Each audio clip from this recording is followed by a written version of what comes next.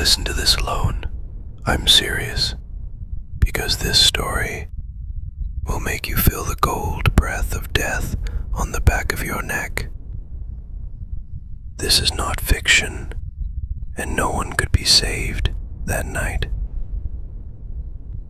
If you want to hear the rest, follow now and keep listening. Jonestown, a name that once meant nothing on the map of the world, just a small settlement, hidden deep in the choking jungles of Guyana, far from the noise of the city, far from the eyes of the world. But by the end of 1978, that name would become a symbol of horror, of blind fanaticism, and of death on a scale beyond imagination. It began with a man named Jim Jones. Born in Indiana, 1931. From an early age, he carried an unsettling kind of charisma, his gaze piercing, his voice calm yet heavy with conviction, like a preacher who knew exactly how to slip into the hearts of his listeners. He built a church, the People's Temple. He spoke of equality and social justice. It sounded beautiful, and thousands believed him. But behind those sweet promises hid an obsession for control. Jim didn't just want respect, he wanted worship, obedience, without question. When pressure from the U.S. government and the media began to close in, he led his followers far away to a patch of remote land in Guyana. He called it the Promised Land, a community free from the poison of the outside world. They called it Jonestown.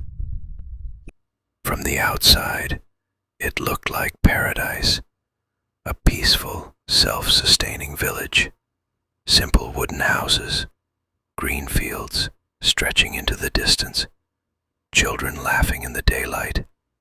But look closer, and the rot begins to show. Passports confiscated, letters home never sent. No phones, no radios, armed guards watching every corner.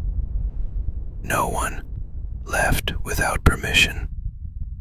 Every night, the loudspeakers blared Jim's voice, his endless sermons, telling them that the outside world was hell, and only here could they be saved.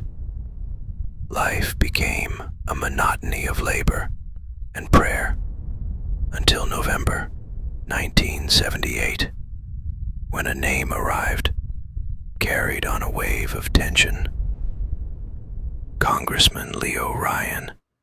He was coming to investigate Jonestown. Reports had reached him that some wanted to leave, that the dream Jim had promised was crumbling. The visit ended in blood at the Port Kaituma airstrip as Ryan's group prepared to leave with a handful of defectors. Gunfire split the air. The congressman was dead. So were several journalists and fleeing followers. The news came back to Jonestown like a thunderclap, and with it came one chilling certainty. Jim Jones knew the end had come. That night, through the loudspeakers, he summoned everyone to the main pavilion.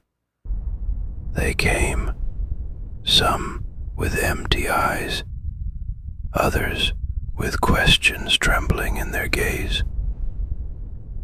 In the center of the pavilion, large containers of purple liquid waited, a mix of sweet drink and cyanide. Jim stood before them, his voice calm, almost fatherly. Death is the only way. The outside world will destroy us. Better we leave together, in